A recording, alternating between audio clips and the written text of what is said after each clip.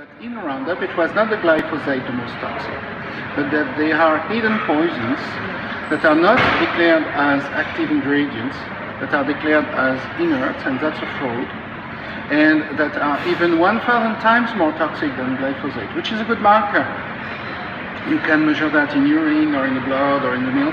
However, you should know that they are at least 2 to 3 times more products that are 1,000 times more toxic associated with glyphosate. Yeah, so what you're saying is that we're so concerned about the toxicity of glyphosate, but the co-formulants that are in the product, the other ingredients that are in the product that are not tested are actually 1,000 times more toxic. That's right, and they are even more endocrine disrupting, so they imbalance the sexual hormones and other hormones at non-toxic level, if you have only a little bit.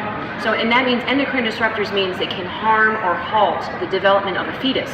Yes, and of the hormones, of course. And the hormones, which and could have lifelong effects. The brain, the sexual reproductive system, etc. So what we have found is that these compounds are in fact corrosive detergents made from burned petroleum, and they are added to most pesticides. Corrosive detergents that are burned from petroleum. That's and this right. is what they're spraying on our food. They are called the polyethoxylated compounds. Okay. And I'm going to trust you on that. And it's a long chain of carbon which allows the pesticides not only to enter the membranes but to bioaccumulate in the body.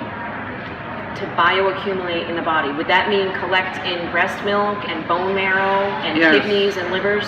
You know, if it's in the milk, if it's in the breast, Yeah. and if these pollutants are in breast, they are not alone.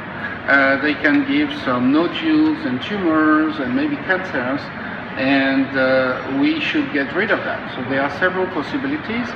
The first possibility is to avoid, of course, the pesticide food. What I call the pesticide food is the regular food treated with a lot of pesticides or GMOs.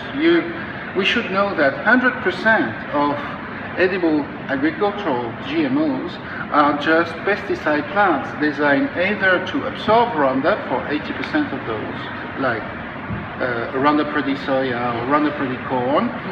They are not resistant to it, they absorb it and they live with it, they are tolerant to it, like Monsanto says, in fact. And it doesn't wash off, does it? It doesn't wash off because it's inside the cells.